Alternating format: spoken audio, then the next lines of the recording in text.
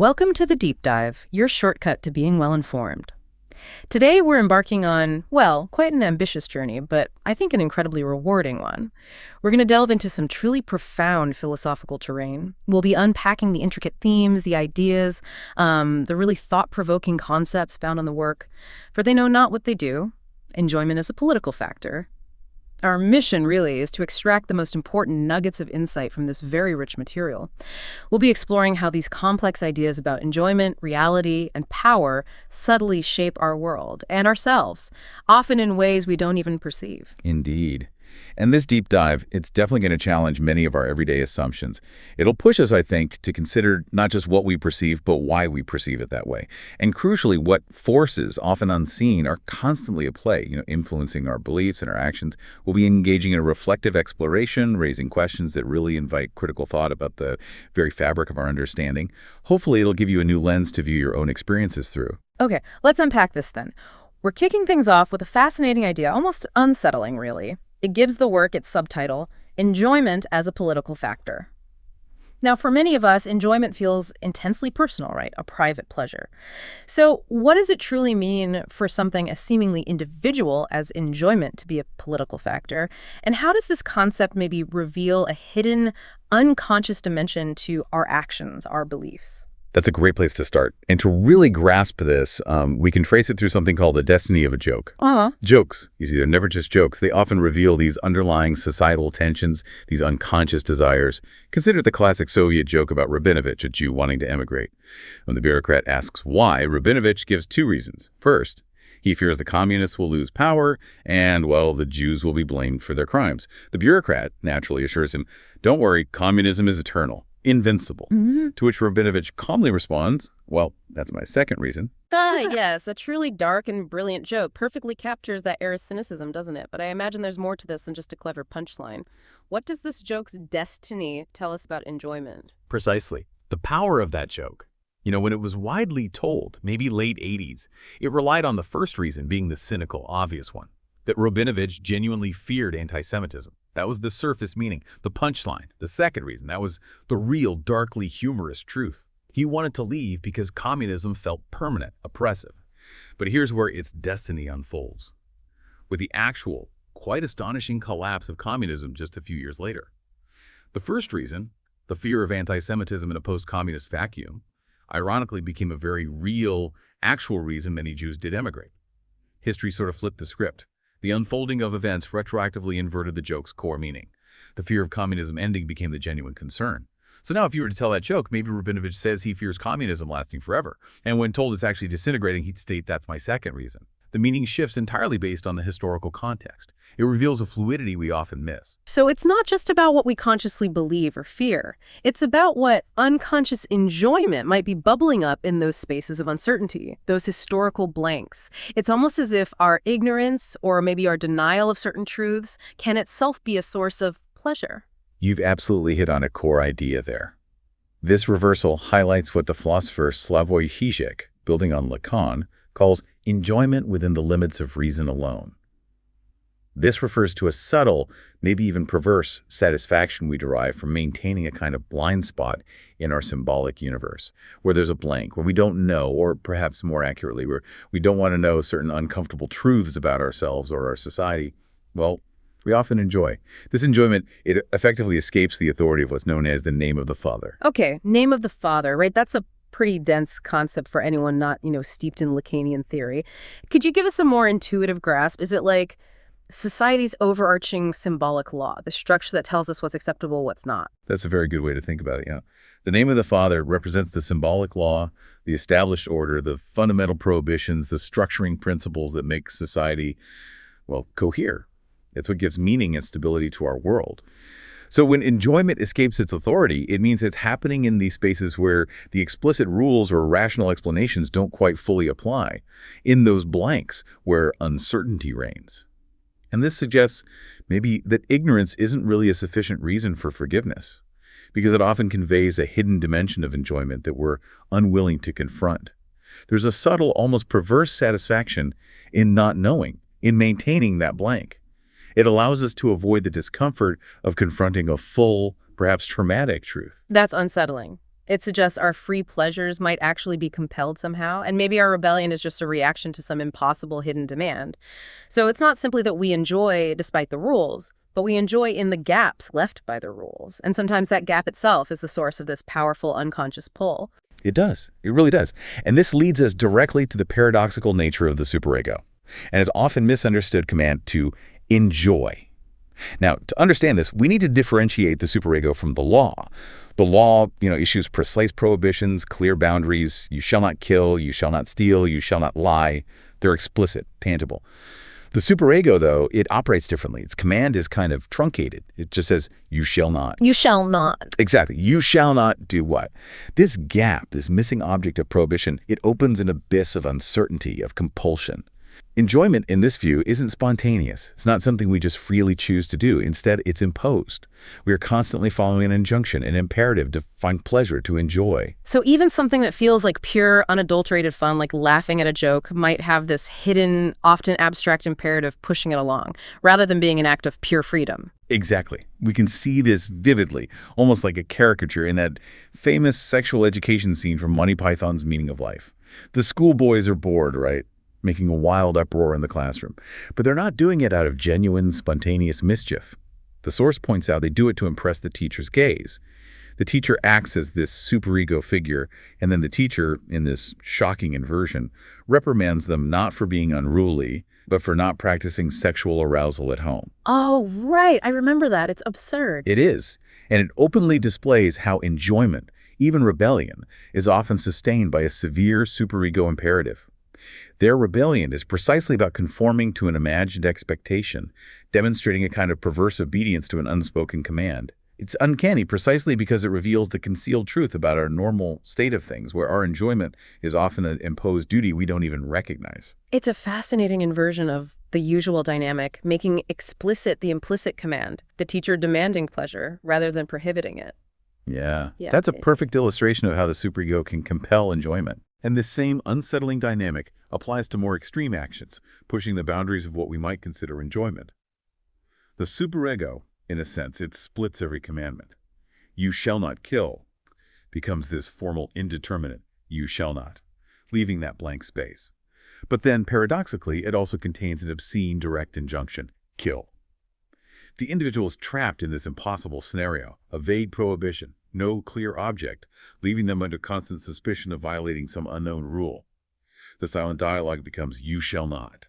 Okay, I shall not what? What is being asked of me, Chevway? What do you want? Then again, the abstract pressure, you shall not. And the desperate response to this impenetrable abstract superego prohibition, this fundamental uncertainty about what is demanded, well, it can be to explode, to start killing. It's a frantic attempt to fill that void, to provide an answer to the unanswerable question.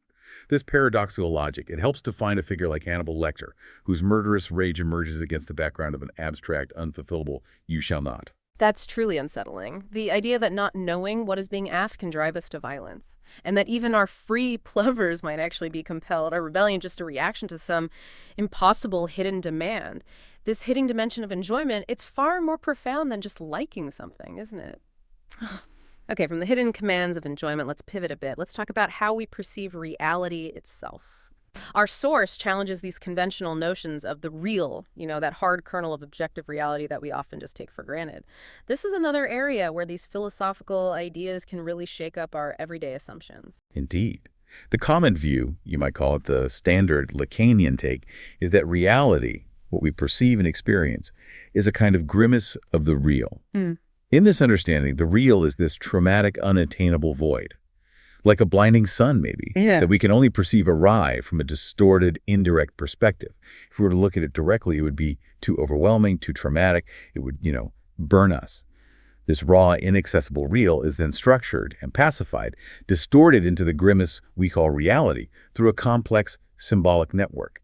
It's a bit similar to how, in Kantian philosophy, the Ding in sich, the thing in itself that exists independently of our minds, is structured by our transcendental understanding into what we experience as objective reality. Our minds impose order on what's otherwise chaotic, unperceivable raw input.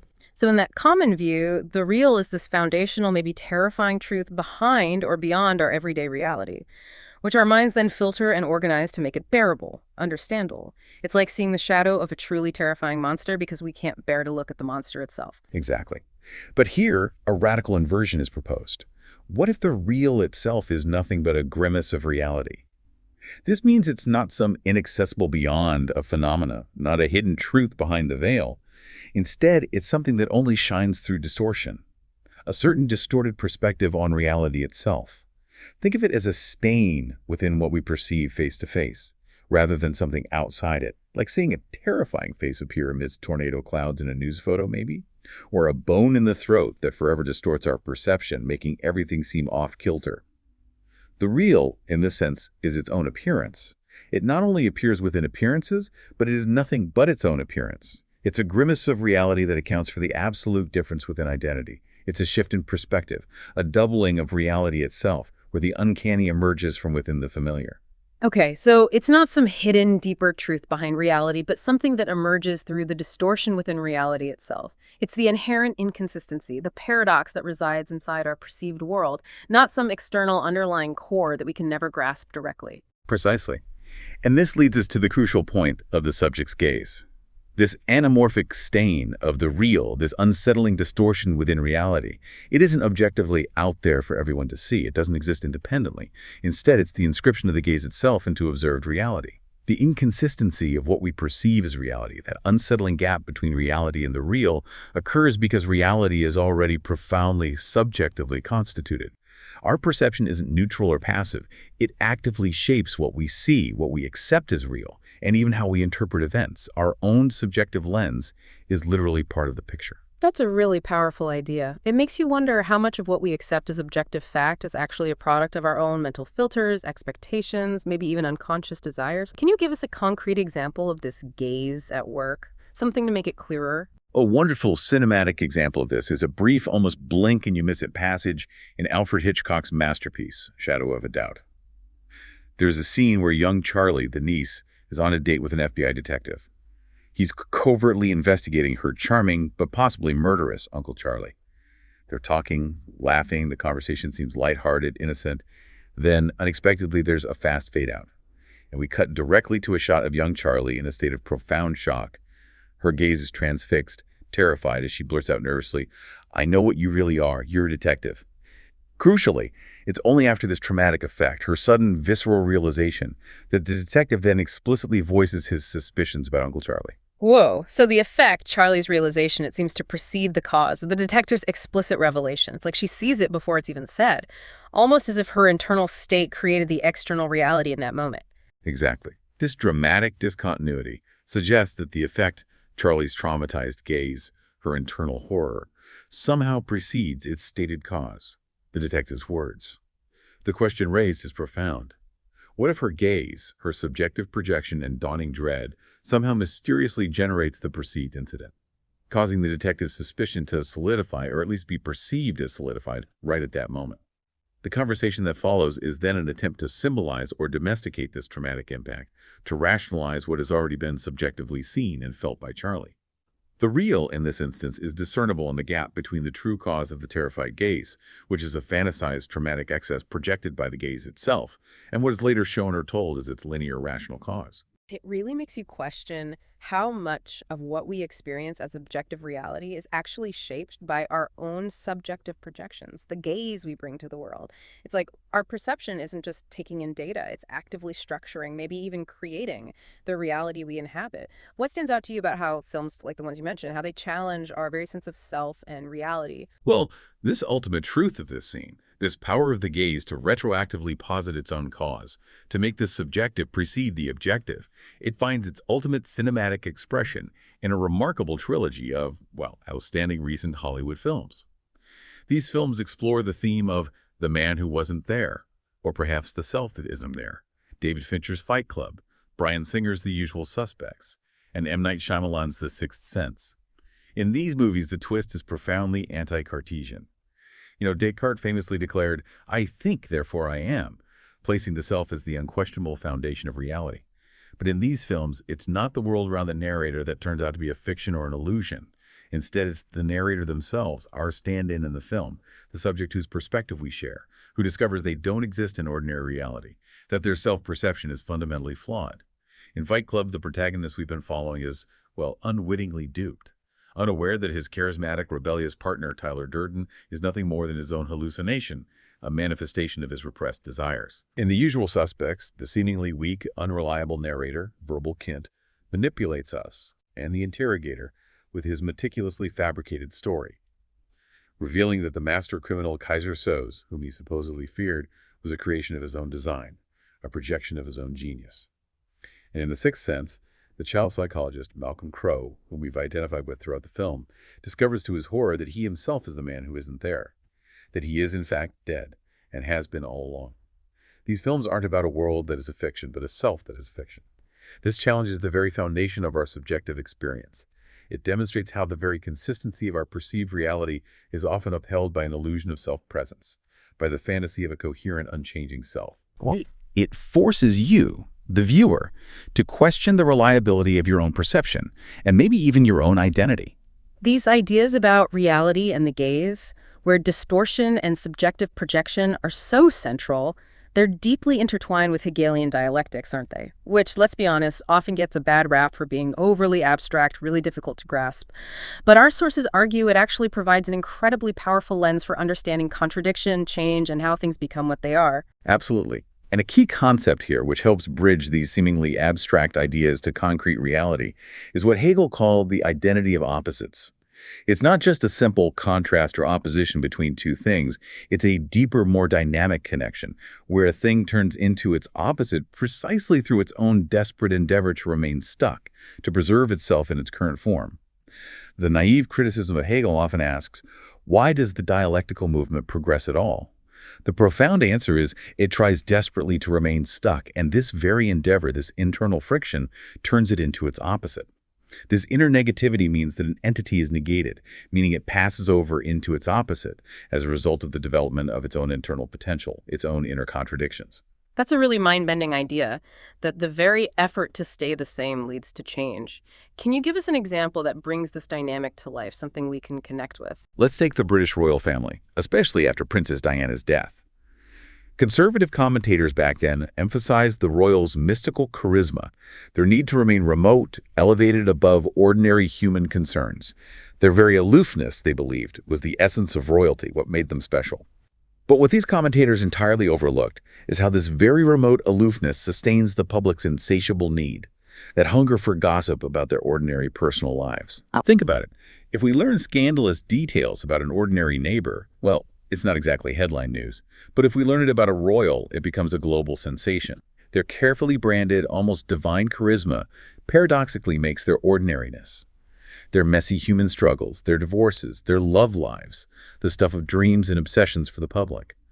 The demand for the Queen to show emotion after Diana's death, it wasn't simply a call for her to be a human being. It was a demand that she do it for us, as our stand-in, validating our collective grief by embodying it publicly. The very act of attempting to maintain a mystical, transcendent distance paradoxically creates and then fuels the hunger for their mundane, all-too-human reality. It's like the very attempt to uphold one ideal paradoxically creates the conditions for its opposite to thrive. A self-defeating strategy on one level, but it also reveals a deeper dynamic, a codependence. So what about a more intense, maybe even dangerous example of this self-defeating opposition? Another powerful example of this identity of opposites is the paranoid stance itself. It is itself the very threat, the destructive plot against which it is fighting. The source mentions the chilling case of James Jesus Angleton, who was head of CIA counterintelligence during the Cold War. Angleton became obsessively convinced there was a monster plot, a deep-seated mole or network of moles within the CIA itself, working to undermine it from within. He spent years on this obsessive, destructive hunt for this internal enemy, basically paralyzing the agency with suspicion. The neat and tragic aspect of this situation, and the ultimate condemnation of Angleton's paranoia, is that at the end of the day, it ultimately doesn't matter if he was sincerely duped by the idea of a monster plot, or if he was in fact the mole himself orchestrating the paranoia. The outcome is the same. Exactly. In both cases, the result is exactly the same. Paralysis, internal destruction, severe damage to the CIA's effectiveness. The deception in a Hegelian sense, lies in failing to suspect suspicion itself, to put the very idea of paranoia under suspicion. This short circuit, this coincidence of opposites, where the means of protection becomes the very threat, that's the essence of Hegelian self-relating negativity.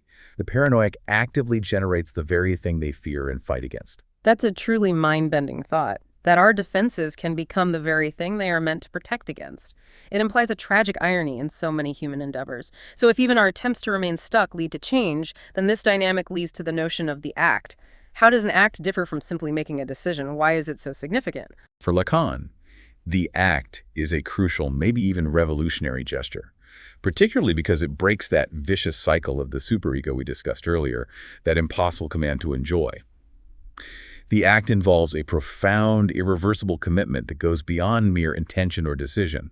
It's not just choosing between options. It's a leap that redefines the very subject performing it. Can you elaborate on what an act entails? It sounds like it goes way beyond just making a decision. It feels like something that defines you. It does.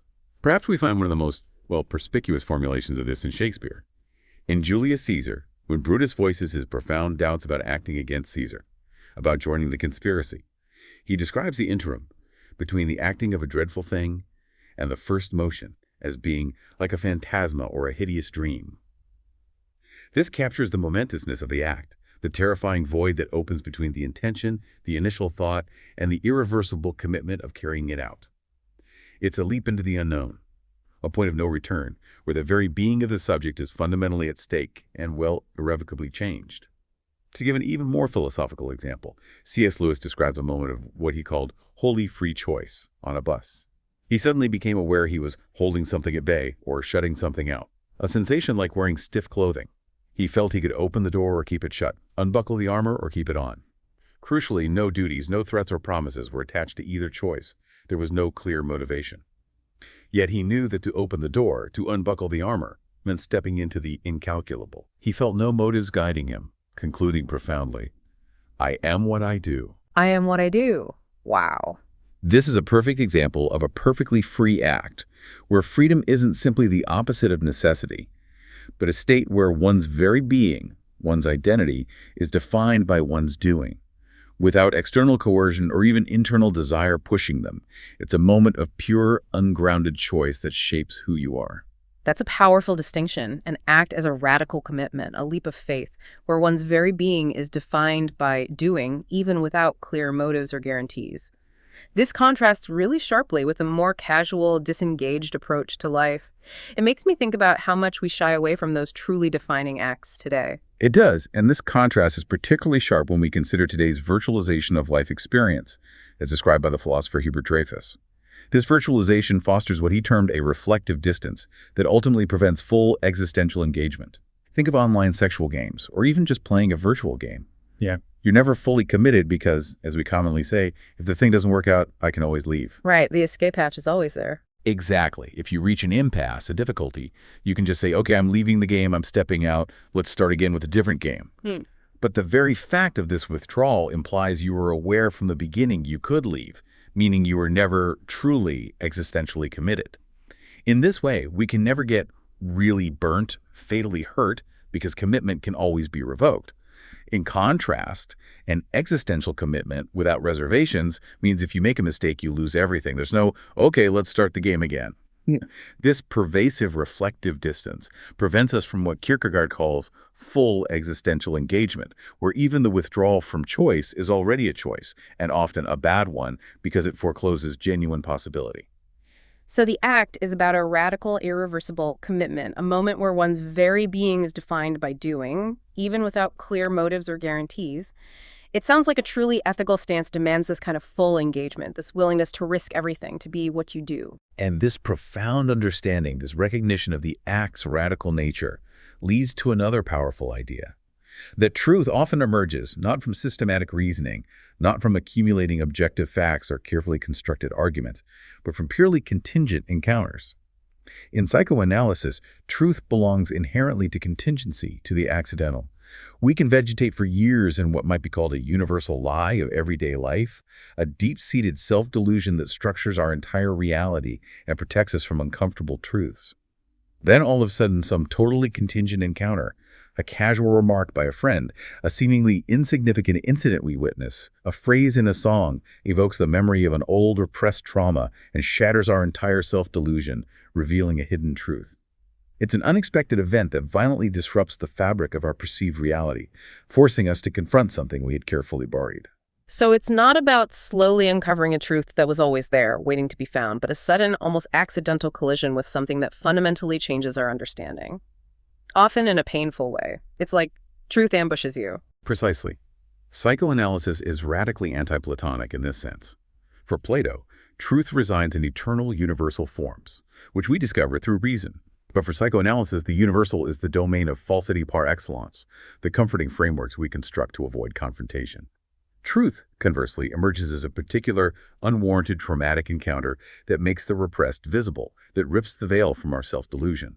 When such a truth becomes possible, when it's integrated, rationalized, domesticated, and loses its disruptive, shocking force, it ceases to be an event. It becomes just another part of the ruling universal lie. It's tamed and neutralized, losing its transformative power. That's a powerful distinction.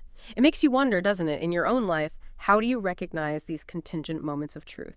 What prevents you from accepting them, from letting them truly transform your understanding? Think about those moments where a small, unexpected thing utterly shifted your perspective. What does this mean for how we seek truth? Are we too quick to rationalize or integrate these shocks, thereby diminishing their transformative power and just settling back into our universal lie?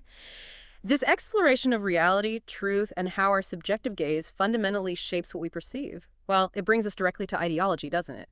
How we construct meaning, how we understand our place in the world, and how we often unwittingly believe in what the source calls founding lies. And a crucial tool for deconstructing these founding lies is the Lacanian logic of the signifier. And Catherine Hales, in her influential work, How We Became Posthuman, suggests that flickering signifiers in the digital age, with their constant shifts and fluid meanings, challenge the traditional Saussurean model of presence-absence. However, the order of the signifier, as understood by Lacan, is always minimally ideal. It's a pattern of purely differential relations. A signifier isn't defined by its inherent substance or by its simple presence or absence. Instead, it's defined only by its differences from all other signifiers within a symbolic system, by its position in a network of relationships. So it's not about a sign existing or not existing, but the network of relationships it has with all other signs that truly gives it meaning. And how does this relate to simply recognizing a pattern, which feels much more straightforward? That's the key distinction. And it's where Hales's interpretation, while insightful for digital media, sometimes diverges from the core Lacanian idea. When we directly identify or recognize a pattern, without this deep network of differentiality, we're operating more within what Lacan calls the imaginary order. The opposition between recognizing a pattern and perceiving mere randomness is precisely what defines Gestalt theory, for instance, how we find coherent forms in sensory data. But that's a more superficial recognition. The signifier, conversely, requires a deeper understanding of its differences, its position in a vast, interconnected network where its meaning isn't inherent but relational. It's like seeing the forest, but not understanding the complex, interdependent ecosystem that makes it what it is, where each tree's identity is defined by its relationship to all others, not just its solitary form. So the simple recognition of a pattern is almost a more superficial way of seeing, missing the deeper differential relations that truly define meaning and ultimately shape our understanding of the world. That's a powerful insight into how meaning is constructed. Exactly. And this leads us to a powerful tool for critiquing ideology: the idea of ideological misrecognition. Think of the famous Marx Brothers "Why a Duck" routine from Animal Crackers. Groucho explains a viaduct, a bridge-like structure. Chico repeatedly asks with delightful confusion, "Why a duck?" Right. Until Groucho, exasperated, mentions ducks in a pond near the viaduct, and Chico suddenly exclaims, "So, that's why a duck." He gets it right, but for entirely the wrong reason, confusing the question for a positive term. And the kangaroo origin story is similar, isn't it? The popular anecdote about early European explorers asking indigenous Australians, "What is this?" pointing to the animal, and the Aborigines responding with kangaroo, which supposedly meant, "What do you want?" or "I don't understand." Precisely. Ideological misrecognition happens when a question is unconsciously taken for a positive term, when an unaddressed social problem or anxiety is disguised as a fixed self-evident concept. The key feature is that the question itself is inscribed, hidden within the apparent name or category. Take anti-Semitism, for example. It appears to designate a specific ethnic group, the Jew, as a positive, tangible entity responsible for societal ills. But it actually encodes a series of unasked, often repressed social questions. Why are we exploited? Why are old customs falling apart? Why is there injustice and societal breakdown? And the Jewish plot is then offered as a false, simplistic, and ultimately misleading answer to these profound social anxieties. The critique begins by asking, why a Jew? Reintroducing the fundamental question hidden by the apparent positive designation, forcing us to look at the underlying social contradictions. This clearly shows how ideology can disguise fundamental social questions with seemingly simple but ultimately misleading answers, redirecting our anxieties onto a convenient scapegoat rather than addressing the real issues. And this also connects deeply to what Freud called the fundamental fantasy, the subject's innermost, often unconscious, scene of desire that cannot be directly admitted into conscious thought. It's the ultimate founding lie that structures our subjective reality, providing the hidden framework for our desires and our understanding of ourselves and the world. It's the point where our deepest, most private wishes and fears are crystallized, but in a form that remains largely inaccessible, acting as a kind of silent director of our lives. What's a good illustration of this fundamental fantasy, especially how its truth might be revealed by its very concealment or censorship? The novel Hannibal, the sequel to The Silence of the Lambs, offers a perfect, if unsettling, example. Its ending, where the brilliant, charmingly satanic Hannibal Lecter and the FBI agent Clarice Starling live together as a couple in Buenos Aires, directly realizes this fantasy. The film adaptation, however, famously censored this ending, opting for a more acceptable one where Starling doesn't succumb to Lecter's allure. Right, I remember the controversy around that. And this censorship is profoundly telling. The novel's controversial failure isn't because its ending is unrealistic or contrived. Instead, the source argues, it's because it gets too close to our phantasmatic kernel, to a deeply hidden, disturbing desire. A brave, virtuous young woman being metaphorically devoured by a charmingly satanic, paternal figure. This is, as the source provocatively puts it, the mother of all happy endings, for a certain hidden, transgressive desire. This scenario touches a primal, unconscious fantasy, a founding lie that shapes our understanding of forbidden love, desire, and paternal authority, and its direct realization is too much for the audience to consciously accept. So a direct realization of this fantasy actually breaks its power, revealing its core falsity or its uncomfortable truth, which is why censorship or alteration steps in to maintain the illusion and protect us from confronting that raw kernel of desire. Exactly. A distance towards the fantasy, a refusal to stage it directly, isn't just repression in the simple sense. It's what enables the fantasy to remain operative as a fantasy. And paradoxically, it's what enables us to articulate its falsity. By keeping it at a certain remove, its power is sustained. This takes us to another powerful example of the no of the father and the complex interplay of fantasy and prohibition. Krzysztof Kieslowski's profound film Decalogue 4. Anka, whose mother is dead, lives with her father Michał. They have a very open, almost collegial relationship, a closeness that borders on the ambiguous. While Michał is away, Anka finds a mysterious envelope in his room inscribed with a chilling instruction, not to be opened until after my death. Inside is another, in her mother's handwriting, addressed to her. Instead of opening it, Anka, driven by an unconscious impulse, forges a new letter claiming Michał isn't her real father. When Michał returns, she shows him the forged letter, and then, claiming they're not biologically related, offers herself to him. He gently but firmly rejects her. She then confesses her forgery. The real letter from her mother is still unopened. They return home and, in a deeply symbolic act, burn the original letter, preferring not to know the definitive truth it contains. The only words that remain visible in the flames are, "Father is not." That's incredibly poignant. The choice to burn the truth, to live in the uncertainty rather than confront a definitive revelation. It feels profoundly human. And the crucial interpretation is that this message, "Father is not," is to be considered complete in itself, not truncated. It implies that the father's symbolic function, his role in the psychic structure, is fundamentally a no, the agency of prohibition itself. Lacan famously plays with the homonymy in French between le nom du père, the name of the father, representing symbolic law, and le nom du père, the no of the father, representing prohibition. The void of this no, the mystery of what exactly the father prohibits or what he really wants, behind that prohibition solicits perverse fantasies. It's the enigma of the unspoken, the unknown desire behind the father's prohibition that fuels these fantasies, making them all the more compelling and, at times, transgressive. So the refusal to directly confront the fantasy or the enigmatic no of the father, it can lead to both our most cherished myths and, paradoxically, our most violent transgressions, as people try to fill that void to guess at the unspoken command or desire. And this brings us back to the superego's abstract injunction and how it can compel even violence. In contrast to the law's precise prohibitions like "you shall not kill," the true superego injunction is simply the truncated "you shall not do what." This gap, this fundamental indeterminacy, opens up an abyss. You yourself are supposed to know or guess what you should not do, putting you in an impossible position of always being under suspicion of violating some unknown prohibition. More precisely, the superego splits every determinate commandment into two asymmetrical parts. The formal indeterminate "you shall not," on one hand, and then, almost obscenely, a direct injunction. Kill. The silent dialogue within the subject becomes "you shall not." And the subject thinks, "I shall not what? I have no idea what is being asked of me." Why? What do you want from me? Then again, the abstract pressure, "you shall not." And the desperate, explosive response to this impenetrable, abstract superego prohibition, this fundamental pressure of not knowing what is being asked, is often, "This is driving me crazy, so I'll just explode and start killing." This paradox, this drive to answer an unanswerable demand with ultimate transgression, defines a figure like Hannibal, whose murderous rage often emerges against the background of an abstract, unfulfillable "you shall not," and the hidden imperative to enjoy this transgression.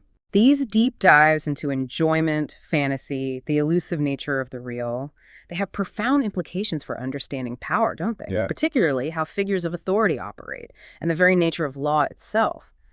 How does something as seemingly absolute as power rely on these subtle, often invisible mechanisms? Well, we can start with the fascinating concept of the king's two bodies. Medieval political theology articulated this idea, that the king is not just a mortal physical person, but also an immortal, pure signifier, a placeholder of the void of power. His true, enduring authority resides in his name, in the symbolic office he holds, which is why his physical reality, his individual character, or even his competence can be entirely arbitrary. The person might be weak, but the institution of kingship remains powerful. This sounds almost like the king's actual qualities don't matter as much as the symbolic role he embodies, the empty space he fills, so his power isn't about him as a person, but about the idea of the king. Exactly. Hegel, in his political philosophy, took this further. He argued that in a well-organized state, the monarch's particular character, his individual quirks, truly don't matter much. He has only to say yes and dot the I. The monarch functions as a signifier without signifying, an empty signifier. His act is of a purely formal nature, with the concrete content proposed by advisors or the machinery of the state. Hegel effectively carries out a kind of philosophical separation between the master signifier, which is this empty name or function of sovereignty, and what Lacan would call the objet petit. In this context, objet petit I is the body of the monarch, but seen as a pure excrement, a leftover or arbitrary remainder appended to the majestic name of the king. The king's power of fascination, his aura, stems from the illusion that this master signifier deeply covers and embodies some precious, hidden object of desire. But Hegel separates them, showing the master signifier in its almost imbecilic tautology. The king is king because he is king, and the body is a kind of arbitrary appendage. Lacan takes this separation even further in his profound reading of a famous dialogue from Hamlet. Hamlet, in his feigned madness, declares, "The body is with the king, but the king is not with the body. The king is a thing, my lord, of nothing." A thing of nothing. Powerful. Exactly. Here, the thing is precisely what Lacan calls objet petit, a sublime, evasive body, a thing of nothing, a pure semblance without substance, a phantom limb of power. According to Lacan, this thing of nothing is the true, elusive source of Hamlet's hesitation and prevarication. He wants to strike Claudius, but not just his material body. He wants to strike him in such a way that by hitting his physical form, he would hit this thing, this sublime yet empty object of power. This means the true power of the king, or any ultimate authority, comes from an empty signifier, a placeholder, rather than from their actual qualities or physical being, which can be seen as almost incidental, even an impediment. It's the spectral presence of power, not its physical embodiment. Absolutely. And this concept of the two bodies, it extends far beyond medieval monarchies. It finds a potent rearticulation in modern totalitarian power, exemplified by what we could call Lenin's two bodies. In post-revolutionary totalitarian orders, the sublime political body reappears, not in a king, but in the figure of the leader or the party itself. The leader becomes more than just a person. He embodies an abstract, almost sacred ideal of the revolution, of historical necessity. How does Lenin's obsessive concern for the health of the writer Maxim Gorky illustrate this idea? It seems like a very human, personal interaction, not an abstract one. It's quite telling, actually, and reveals the underlying logic. Lenin's obsessive concern for Gorky's physical health is contrasted sharply with his alarm at Gorky's philosophical endeavors, particularly his dabbling in construction of God or religious mysticism. Lenin's reasoning wasn't simply personal affection for Gorky. It implies a notion of the communist, and especially the leader, as a man of special mold. When a true communist speaks and acts as a communist, it is, in a profound sense, the objective necessity of history itself speaking through him. His mind, aligned with the inevitable march of historical progress, cannot deviate. Consequently, the only thing that can go wrong and introduce disorder, the only thing that is truly fallible, is his body, this fragile material envelope, which is paradoxically charged with a mandate to serve as a transient support of another, more sublime body made of special stuff, the body of the party, or the revolution itself. So the physical body of the leader becomes this sacred object, embodying an abstract, sublime ideal, almost like a vessel for historical necessity itself, and must therefore be preserved and protected. And this helps explain that obsessive compulsion to preserve the physical bodies of dead totalitarian leaders like Lenin, Stalin, or Mao in mausoleums for public display, often against their own wishes. The leader's body is not ordinary. It's a redoubled body, an envelopment of the sublime thing, a tangible symbol of an enduring, transcendent authority, a permanent monument to the immutable ideals it embodied, even beyond death. It's a physical anchor for a symbolic void. This takes us to the truly radical political philosophy of the Jacobinical terror during the French Revolution, and what the political theorist Claude Lafleur called the democratic invention, where the very locus of power becomes an empty place. Lafleur's fundamental thesis is that with the advent of democracy, the site of power, the throne, becomes an empty place. What was before the anguish of an interregnum, an empty throne signifying instability and danger, is now, paradoxically, the only normal state. In pre-democratic societies, there was always a legitimate pretender to the throne. In a democracy, however, anyone who occupies the locus of power, anyone who sits in that chair, is by definition a usurper, a temporary occupant of an inherently empty position. That's a fascinating reframe of democracy, not as filling a space of power, but as preserving its emptiness. It's a continuous contest, never a final claim. And Saint-Just, a leading figure of the Jacobinical terror, famously declared, "Nobody can reign innocently." This statement encapsulates the core of this democratic invention. The Jacobinical terror was democratic precisely because it forbade anyone to occupy the place of power as if it were their inherent right. It acted as a ruthless safeguard against false pretenders, against anyone who sought to permanently fill that empty space. It wasn't the terror of those claiming to reign innocently in the name of a divine mission or a historical destiny, like later totalitarian regimes. It was, paradoxically, the terror of those protecting the empty space of power itself, preventing its reappropriation by any single person or faction. This radical stance also led to the terrifying, yet philosophically profound idea of extraction of the people from within the people. This is almost a Sidian fantasy of absolute purification.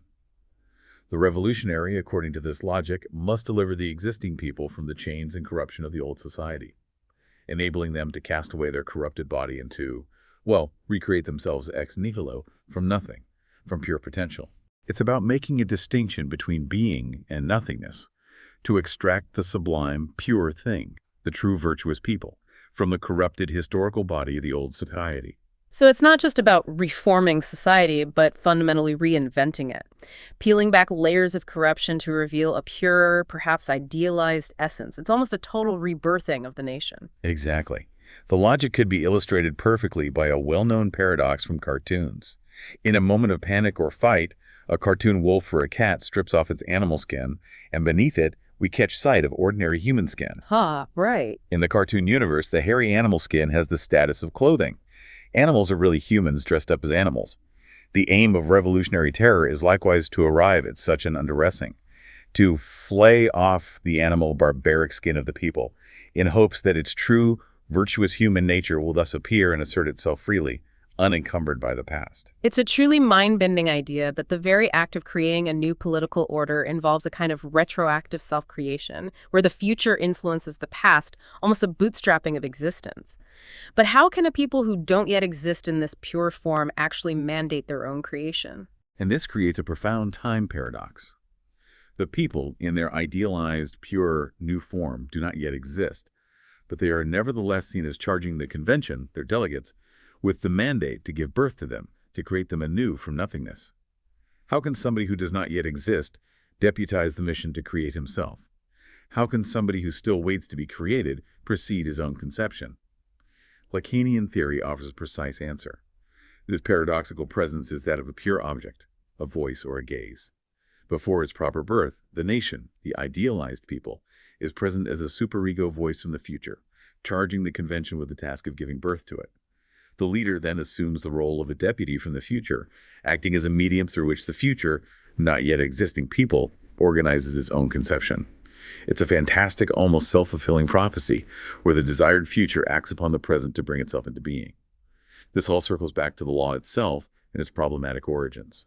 Kant argued that we cannot logically derive the origin of legal power, because it would inherently require a crime prior to law, a transgression before the rules existed to define it as such. He suggests it's philosophically forbidden to search for this historical origin, as it would undermine the law's legitimacy. However, the source proposes a more unsettling truth. Every reign of law has hidden roots in an absolute, self-referential crime, by which crime itself paradoxically assumes the form of law. This foundational inaugural violence must be repressed, forgotten, or mythologized for the law to reign normally and appear naturally legitimate. The law establishes itself through an act that, from its own later perspective, is a radical transgression, a moment of illegitimate power becoming the source of legitimacy. So the very foundation of order often lies in an unacknowledged act of radical transgression. The crime that created the law must be forgotten for the law to be seen as legitimate. That's a powerful and unsettling thought. Indeed, this absolute crime is impossible in ordinary terms because it precedes the very framework that defines crime. Yet, it's very close to the ethical act we discussed earlier. It has the form of legality, meaning it's not a mere violent rebellion but a rightful usurpation from its own perspective. And furthermore, it's not guided by material, selfish, pathological motives. This paradox of non-pathological ethical evil is what Say describes as absolute crime, which fundamentally disrupts the circuit of nature. From the standpoint of nature, spirit itself, the human capacity for thought, will, self-creation, is a kind of crime, a rupture that introduces imbalance into the natural circuit. This foundational rupture, this moment of inaugural violence, is necessary for a new order to emerge, but its violent criminal origin must be perpetually suppressed, forgotten, once the new law takes hold and asserts its authority. The act of creation is inherently violent from the perspective of what came before. Okay, given all this complexity, all these paradoxes, the fundamental inconsistencies we've explored, one might expect philosophy to aim for neat, consistent systems, right? For clean answers. But our sources suggest that true understanding often lies in embracing paradox, particularly the idea of a fourth term in dialectics, rather than just a simple back and forth. Indeed. Critics often accuse Hegel of a simplistic triad thesis, antithesis, synthesis, claiming he misses a fourth side. This supposedly non-dialectizable excess, a place of death or pure negativity, is said to elude his grasp even while being the inherent condition of the dialectical movement. However, this criticism, well, it misunderstands Hegel entirely. He himself actually thematizes this quadruplicity in his system. It is the vanishing pure nothingness of self-relating negativity, which paradoxically disappears into the background in the final result, but is nevertheless crucial to its formation. The fourth term isn't an external emission, something Hegel forgot to include, but an internal, self-sublating movement, a hidden engine that makes the dialectic work and then vanishes from explicit view. So it's not a flaw, but an integral, though often unseen, part of Hegel's system, a kind of catalyst that makes the dialectic work and then evaporates. Can you give us an example of this vanishing mediator in action? Exactly. The literary theorist Frederick Jameson's concept of the vanishing mediator is key here. Think of how Protestantism, for example, was a necessary, seemingly spiritual condition for the rise of capitalism in Europe. It wasn't the economic base directly, but a profound religious transformation that created the subjective conditions, the work ethic, the individual responsibility that allowed capitalism to flourish. Once capitalism was established, Protestantism's direct role faded. It vanished as a direct mediator, leaving behind its secularized results. Similarly, Jacobinism, with its violent reduction to abstract equality and its revolutionary terror, was a necessary excess for modern pluralist democracy to emerge. Without that radical, purifying, and ultimately violent phase, the normal bourgeois society and its democratic institutions would not have been possible. The extremes of the revolution paradoxically paved the way for the moderate settlement that followed. So these movements, though seemingly utopian or extreme, were paradoxically essential for establishing the very systems they opposed, or at least for creating the conditions for those systems, and then they vanish, leaving us to inherit their truth in a kind of dirty, everyday form without always recognizing their origin. Precisely. And the illusion proper to these vanishing mediators, like the Protestants or Jacobins, is precisely that of the Hegelian beautiful soul. The beautiful soul refuses to acknowledge that the corrupted reality they lament in the present is, in fact, the ultimate consequence, the true, albeit inverted, form of their own acts and their own message. And our illusion, as sobered inheritors of these historical processes, is that we perceive these mediators as mere aberrations or unfortunate excesses of the past. We fail to notice how we, in our modern form, are nothing but Jacobins without the Jacobinical form, or Protestants without the Protestant form. We embody their results, their profound impact, without fully recognizing their radical, sometimes violent origins or the hidden ethical demands they imposed. This dynamic leads to another crucial insight: the wanton identity. Identity in this Hegelian sense isn't a fixed, self-sufficient, or pristine thing that simply exists. It's fundamentally a reflective determination, a dynamic result of the self-referential movement of negativity. It's through a process of self-differentiation, of internal contradiction and struggle that identity emerges. The familiar, what we take as stable, results from the strangest self-estrangement. It's through embracing what is not me or what is alien that identity truly solidifies. Can you give us an example of how this wanton identity works? How does the familiar emerge from the strange, from a process that seems to involve negation or alteration? Umberto Eco, the semiotician and novelist, offers a wonderful hypothetical conversation between Shakespeare and his publisher. Imagine the publisher suggesting arbitrary changes to the setting of Hamlet, maybe moving it from France to Denmark, implying that the classic is generated not from pristine, untouched origins, but from contingent alterations, from seemingly arbitrary choices that become definitive only in retrospect. This is precisely how negativity operates in the very constitution of a classic. The work's identity isn't a fixed original blueprint. Instead, it's a dynamic product of its own internal and external transformations, its own self-differentiation, its journey through history and interpretation. It's not that Shakespeare wrote Hamlet and it became a classic. It's that the process of becoming a classic, through all its contingent alterations and interpretations, is integral to its identity. The classic is constantly being made and remade. This also aligns uncannily with Jacques Derrida's concept of the remark and the profound image of the tain of the mirror. The remark is a mark that inscribes itself within itself as what it is not. It signifies a fundamental textuality within the text, meaning a text meaning isn't simply given, but arises from its own internal deferrals and self-differences. And the tain of the mirror, this is the dark spot where the reflective surface is scraped, revealing the dull, dark rear of the mirror where reflection literally fails, is crucial. This dark spot, far from being a mere limit to reflection, is paradoxically where the subject is inscribed, where the subject emerges. The subject exists because the mirror picture, the image of self, is inherently incomplete, marred by this internal void. This means identity isn't a pristine, self-sufficient image, but embraces its own internal gaps, its own not me, its own lack. The tain provides the minimal distance, the fundamental incompleteness that makes reflection, and therefore the subject, possible. It's where subjectivity truly takes hold. This means identity isn't a fixed, self-sufficient thing, but an ongoing process of self-differentiation. Embracing the gaps and the not me within oneself. It's a dynamic, always in process kind of being, never fully resolved, always reflecting a fundamental internal division. And finally, we arrive at the profound concept of the ethics of the drive. Beyond mere biological needs, beyond conscious desire, beyond social demand, and even beyond the imposed nature of enjoyment, the drive is inherently ethical. It's not the blind animal thriving that might come to mind when we hear the word drive. Instead, it's understood as an ethical compulsion to repeatedly mark the memory of a lost cause, a past trauma that is too horrible to be remembered or too overwhelming to be fully processed. So it's not about actively seeking a specific pleasure or fulfilling a wish, but a persistent, almost ritualistic engagement with something profoundly absent, a wound that can't quite heal. Exactly. Documentation of trauma, in the usual sense, writing it down, archiving it, making it an objective fact, can inadvertently transform it into a neutral, objective piece of information, stripping it of its raw, impossible, traumatic character. The drive, however, insists on marking the trauma as such in its impossibility through an empty symbolic gesture. It's not about resolution, integration, or moving on in a linear way, but about the perpetual acknowledgement of what cannot be fully integrated, of a wound that remains open.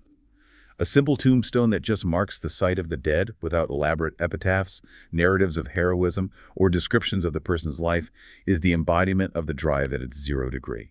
It marks a loss in its sheer, unadorned, irreducible presence, refusing to fill the blank. That's a powerful idea for how we deal with collective and historical trauma, too. Not to forget, but to mark its persistent presence without pretending to fully understand or overcome it. Indeed. And this implies a profound ethical imperative for what is often referred to as the left, but maybe in a much broader sense than just political parties, to preserve the traces of historical traumas, of lost dreams, of catastrophes, and the utopian visions that ruling ideologies would prefer to erase, to normalize, or simply to forget. It becomes a living monument, ensuring these unintegrated horrors remain marked and visible. Such an attitude, far from confining us to a nostalgic infatuation with the past, is paradoxically the only possibility for attaining a critical distance on the present. A distance that enables us to discern signs of the new, to imagine truly transformative possibilities, by refusing to let the present simply erase its difficult origins. It's about keeping the wounds open, not to wallow in pain, but to allow for fresh insights and truly transformative possibilities to emerge. Wow, what an incredible deep dive into the hidden currents that shape our world. We've journeyed from the unconscious commands of enjoyment to the subjective constitution of reality, through the paradoxical nature of power and into the radical implications of, well, Hegelian dialectics and Lacanian psychoanalysis. We've seen how even our most cherished beliefs and political structures can be rooted in complex misrecognitions, or depend on these vanishing mediators. The very truth of things often lies not in clear, objective facts, but in the contingent, sometimes traumatic events that disrupt our understanding, forcing us to rethink our assumptions. So what does this all mean for you, the listener, as you navigate your own life and the complex world around you? Well, I think this deep dive really encourages you to look beyond the surface, to question the obvious, and to recognize the profound philosophical underpinnings of your own experience. It asks you to consider the blanks in your symbolic universe, those areas where you might unconsciously enjoy not knowing, the subtle commands to enjoy that might be shaping your seemingly free choices, and the powerful ways your own gaze might be actively constructing the reality around you rather than just passively observing it. And perhaps, most importantly, it offers a provocative thought to carry with you. Can acknowledging the loss of a loss, that experience that maybe we never truly had what we thought we lost, that our nostalgic dreams were always fantasies, can that liberate us from the grip of false nostalgia and allow us to confront the inherent antagonisms that truly shape our social reality? It's an invitation, maybe, to find the courage to mark the unintegrated traumas, the open wounds of history and personal experience, not to resolve them neatly, but to sustain a critical distance that opens the possibility for truly new insights, for a different way of being and seeing in the world.